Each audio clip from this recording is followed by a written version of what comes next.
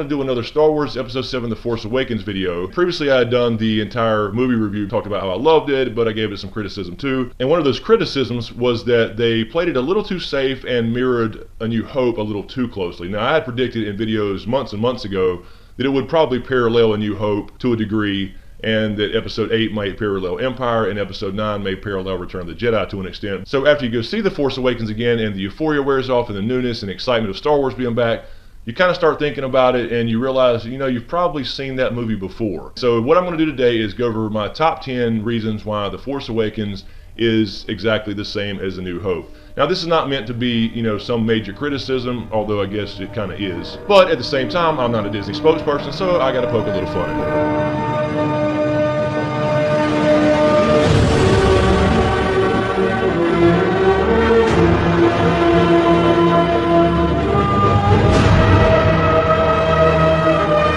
So let's jump right in, and at number 1 we have the main characters of both movies, Episode 7 and Episode 4, are young kids basically who grow up on a desert-style planet, Tatooine and Jakku, and they both are really good at fixing shit. And it seems they have no real future ahead of them, but they have a larger destiny when they get sucked into the Galactic Civil War. So we had Luke in Episode 4, who was apparently a pretty damn good pilot, although we never got to see him shoot womp rats. And we have, of course, Rey, who is a good scavenger and tinker, knows how to fix everything, and apparently learned some piloting skills herself, when of course she escaped trained TIE pilots in the Millennium Falcon, which she had never flown before at all. Now granted, they're both force sensitive, so that explains a little bit of why they're so good at things and why they're good at piloting, because the force is kind of there to guide them, so to speak, yada yada yada.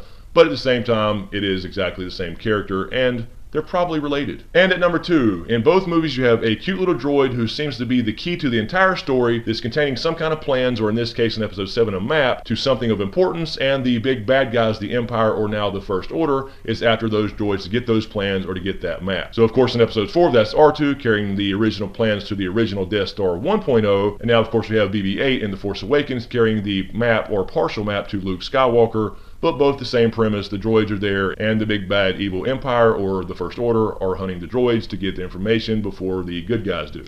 And at number 3, both main villains are both fallen Jedi, essentially, although Kylo Ren was never really a full-fledged Jedi. Darth Vader and Kylo Ren mirror each other in the sense that they're fallen lightsiders, so to speak, who turn to the dark side, and they end up after these droids and after the protagonists in our films, and they capture someone and try to obtain the information from them using torture. Of course, Darth Vader captured Princess Leia and tried to torture her into giving up the plans to the Death Star, as well as the location to the Rebel base. And of course, Kylo Ren captures Poe Dameron at first, as well as Rey later on, and tries to torture them to get the information about BB-8 and where the map to Skywalker is. And it just so happens they both like to occasionally get mad, throw a temper tantrum, and give out the occasional throat hug. And at number 4, our main characters, sad kids from desert planets with no real future, end up with Han and Chewie on the Millennium Falcon, and they even hide in the fucking floor in both movies to escape the bad guy. Although in The Force Awakens ended up being Han Solo in the first place. And coming in at number 5, we have the cantina scene. Our protagonists go into a cantina to hitch a ride somewhere, and of course in A New Hope, that was when Luke and Obi-Wan went into the cantina in Mos Eisley and found Han Solo in the first place. But nevertheless, the same basic scene with all the different riff-raff of the universe, where all the scum and villainy hang out. Now in Episode 4 A New Hope, you saw Obi-Wan cut off a guy's arm with his lightsaber, and to my understanding that was actually a scene they cut out from the movie where Chewbacca ripped somebody's arm off, so they were damn near, as far as my understanding, going to recreate that actual scene as well. And coming in at number 6, we have the big bad evil weapon of the antagonist of our film, the Empire, aka the First Order in the new film. So we have Death Star 1.0 in Episode 4 where Luke destroys it, and of course moving up to The Force Awakens we have Death Star 3.0 Star Killer Base. So it's just a little bigger, a little badder, and can do a lot more damage, as if destroying an entire planet wasn't enough damage. Yeah. And at number 7, to destroy said massive evil super weapon of the evil Empire / First Order, the Rebellion, now called the Resistance, sends in the smallest fucking ship it can possibly find, that is the X-Wing, and they send in these X-Wings to destroy said evil big monstrous weapon to rid the galaxy of another round planetary terror.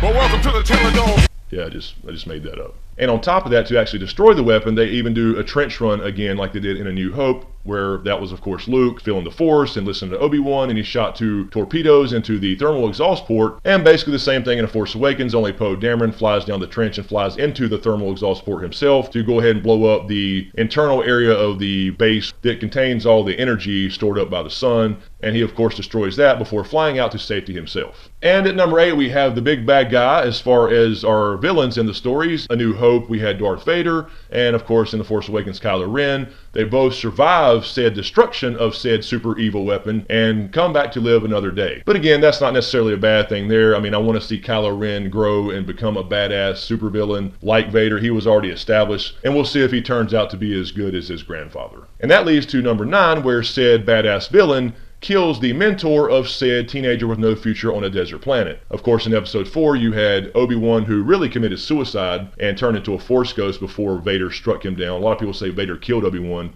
Not really. If you think about it, he kind of did this whole thing and became one with the Force before Vader's lightsaber ever touched him. But I digress. Either way, whatever. And of course, in The Force Awakens, Han Solo had become kind of a father figure to Rey on their short time together, and his son kills him on the bridge that looked just like the bridge at Bespin when Luke lost his hand.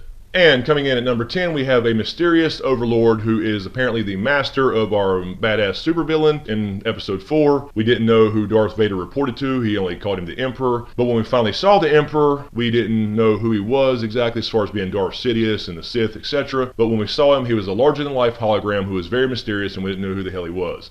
Of course, in The Force Awakens, we have Supreme Leader Snoke. Many of us still think is Darth Plagueis. Now, a lot of people are saying, well, Andy Serkis came out and said, it turns out he's just Snoke. He's not going to tell you anyway. But anyway, in The Force Awakens, it's basically the same thing. You have a larger-than-life hologram. You don't really know much about him, other than he's the master of Kylo Ren, just like you found out Palpatine was the master of Darth Vader. So either way, a mysterious, shrouded overlord who has plans for the entire galaxy, who seems to be pulling all the strings, and we don't really know shit about him. So anyway, guys, that was my top 10. There's a lot of other things that I could go through, and I left them out purposely just for the sake of time for the video. There's a lot of little scenes that were almost dead on as well. So my question to you guys is, what else did you see that paralleled or actually copied A New Hope? So let me know in the comments what you think about it. And as far as episode 8, what do you think you're going to do with that? Now, I think they will probably parallel it to a degree, but I think after all this criticism of this essentially being a reboot of Star Wars with new characters, I would imagine that the writers and new directors will probably take the next couple episodes and make them a little more original, because I do think JJ played it a little too safe here. And this is certainly not to take away from the new characters or the movie itself, although I guess it is a little shot at the movie. But anyway, it's not to take away from these guys. I do love Daisy Ridley as Rey. I love John Boyega. You gotta be honest, no matter how big of a Star Wars fan you are, it basically is the same movie with new characters in a few different settings, etc. Anyway, that's my take on it. I still love the movie. I still am glad it's back. I saw it